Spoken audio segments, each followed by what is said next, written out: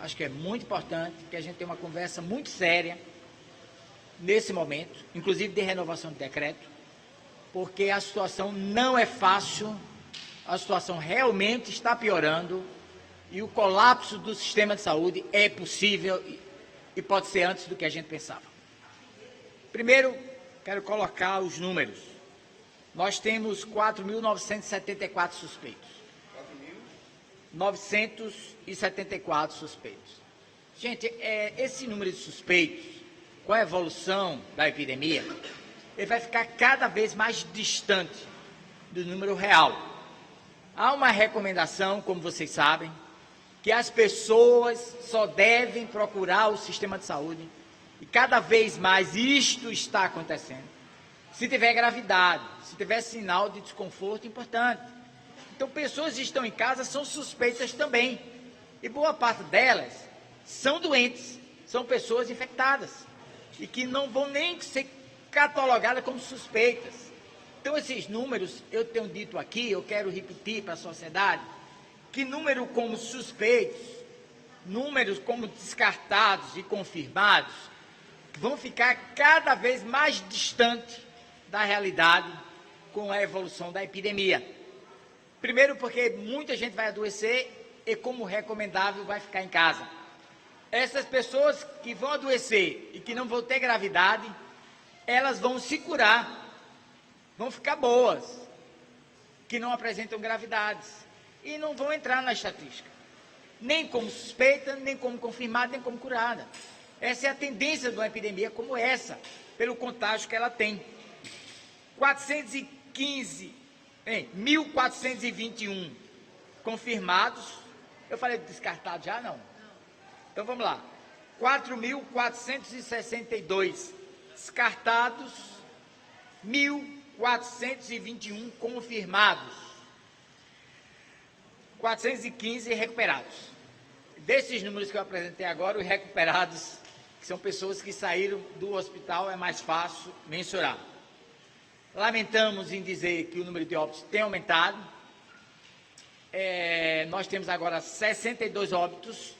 Eu quero fazer uma explicação aqui, que eu acho que é importante a gente entender que, como a maior parte das pessoas que estão procurando as UPAs e os pronto-socorros são pessoas com maior gravidade em relação ao início da doença, significa que muitas vezes as pessoas chegam e morrem relativamente rápido. Isso faz com que a investigação nem sempre consegue chegar a tempo. É claro que todas essas pessoas estão em investigação, devem ter resultados nas próximas horas, esperamos, o que pode aumentar o drama que nós estamos alertando aqui mais uma vez, nessa entrevista coletiva.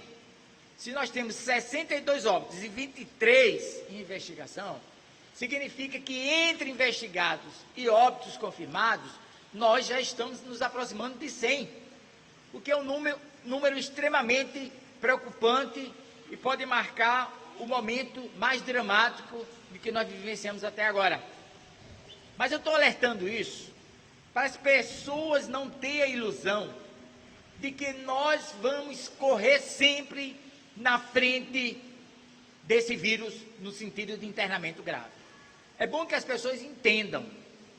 Não se confiem que nós vamos ter leite suficiente nas UTIs. Já disse aqui e quero repetir. Principal tarefa nossa é o isolamento social. Se não tiver isolamento social, se as pessoas não levarem a sério isso, não tem como não entrarmos em colapso.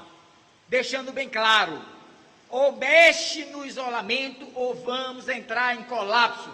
E talvez seja mais rápido do que a gente estava pensando. Bem, nós temos hoje, entre leitos públicos e privados, alguma coisa, esse detalhamento, como eu te expliquei a vocês, não posso dar com precisão, porque agora pode estar vendo alto o internamento, mas alguma coisa em torno de 208 pessoas internadas, nesse momento, tá? E em torno de 100 pessoas em leitos, e mais ou menos 110 pessoas em leitos críticos, ou seja, entre UTI e CTI. Todas as redes. Todas as redes. Esse caso aqui é Queremos dizer que também a epidemia ele varia um pouco. Há 2 dias atrás eu estive aqui e demonstrei para você que a maior preocupação que a gente tinha naquele momento era com o Pau dos Ferros, que havia uma pressão muito grande no Hospital Cleodon. Eu quero dizer que houve uma discreta melhora da situação em Pau dos Ferros, tá? A situação de Caicó continua sendo nos 4 eixos de tratamento, por isso que eu estou falando dessas cidades. A situação de Caicó sempre foi a menos grave, né? A menos pressionada, e a situação de Mossoró preocupa. Porque, veja só, gente, quando a gente abriu a parceria e o Hospital São Luís, a expectativa é que nós tivéssemos progressivamente o crescimento da internação no São Luís para ir abrindo por etapas, né? Vocês sabem disso. Então, na primeira semana, iríamos abrir 10 leitos, ou seja, dia 1º de maio, nós abrimos 10 leitos de UTI no Hospital São Luís e esperávamos que a gente pudesse aguentar mais tempo para abrir mais, pela questão de racionalização. Infelizmente, eu quero anunciar para vocês que os 10 leitos da UTI do São Luís já estão 8 ocupados, que mostra a evolução grave da doença. Com certeza, a gente vem alertando, né, que a curva, ela vai crescendo aos poucos e tem uma hora que ela acelera. Por isso que a gente vinha tentando manter a taxa de ocupação dos hospitais em 30%, exatamente nesse momento de aceleração, que é o momento que a gente vai precisar de ter leitos. Eu vou dar um exemplo objetivo sobre isso, é o caso, por exemplo, do Hospital São Luís em Mossoró. Nós abrimos 10 leitos no Hospital São Luís em Mossoró, de UTIs, com perspectiva de abrir mais 10 leitos no decorrer da semana, dos dias. O que acontece? Nós abrimos 10 leitos no dia 1º e já estamos precisando agora, dia 4, já abrir novos leitos, porque a epidemia está crescendo de forma rápida e a curva está ganhando aceleramento. Isso é uma preocupação muito grande, porque a gente vem alertando que nós temos um planejamento de abertura de leitos, de montagem de leitos de UTI, mas esse planejamento ele se anula quando o efeito das pessoas na rua começa a chegar nas pessoas que estão sendo internadas. Nós alertamos também que nós temos mais ou menos 10 dias aí que está gente na rua buscando benefícios, buscando regularizar documentos, e isso com certeza está impactando. E o que é pior, esse número de pessoas na rua só cresceu. Então a expectativa nossa é que isso vai impactar também no crescimento de pessoas graves, pessoas que vão precisar de UTI, consequentemente internação hospitalar. É um momento dramático, difícil, nós estamos correndo na frente e esperamos que o colapso não venha tão cedo como está querendo ser anunciado. Mediante esse quadro que o nosso secretário adjunto de Saúde acabou de explanar aqui para os senhores e para as senhoras, o governo do Estado amanhã vai prorrogar o decreto com as medidas de isolamento social. Petrônio foi muito feliz quando disse que, mais do que um decreto, é necessário que haja conscientização da população da necessidade da gente aumentar o índice de isolamento social. Hoje, esse índice de isolamento ele tem variado em torno de 45% a 50%. O comitê científico que foi designado pela CESAP, as recomendações deles é que esse isolamento chegue no percentual de 60%, então é fundamental para que não haja esse colapso da nossa rede de assistência pública e privada aqui no Rio Grande do Norte, a nossa população se conscientize da necessidade ainda das medidas de isolamento. E também temos conversado quase que diariamente, foi estabelecido um grupo de trabalho junto ao setor produtivo para que seja planejado uma retomada das atividades econômicas no momento com segurança, né? A gente precisa criar esse plano para a retomada, isso está sendo feito, mas isso só vai ser feito quando a gente puder dar o mínimo de segurança para a população do Estado do Rio Grande do Norte. Então, esse grupo de trabalho vem trabalhando, mas nesse momento é o entendimento do governo do Estado. Bom lembrar que já há recomendação para a utilização de máscaras desde o último decreto. É uma tendência essa obrigatoriedade vir a ser adotada pelo governo do Estado.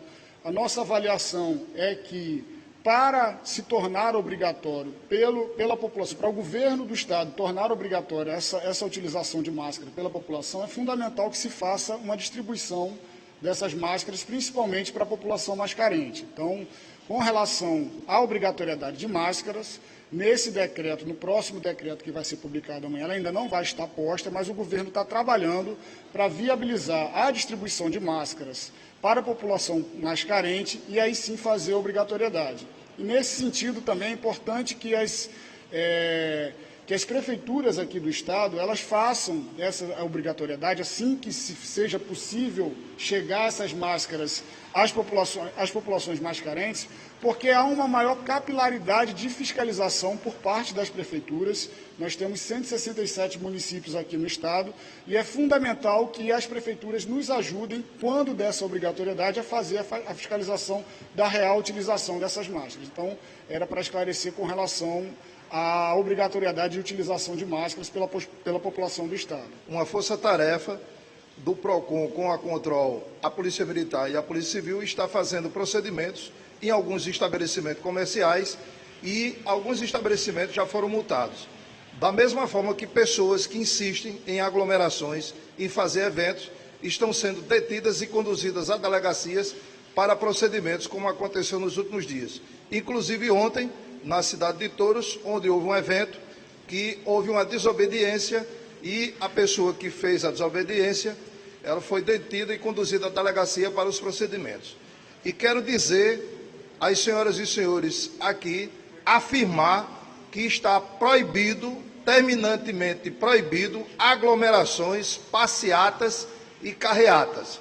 Pessoas que forem insistirem em fazer isso e a polícia for ao local e constatar, serão detidas e conduzidas à delegacia para procedimentos. Ou seja, terá que ter a obediência ao decreto. O decreto proíbe terminantemente a passeata, a carreata e a aglomeração. Inicialmente, a polícia irá ao local com a denúncia.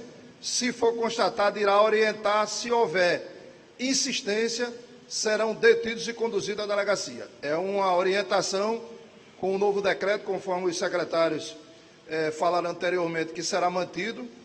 Então, será mantido também a proibição da carreata, aglomeração de pessoas e passeatas também, passeatas, carreatas e aglomeração. E a polícia irá fiscalizar e dar fiel cumprimento ao decreto governamental.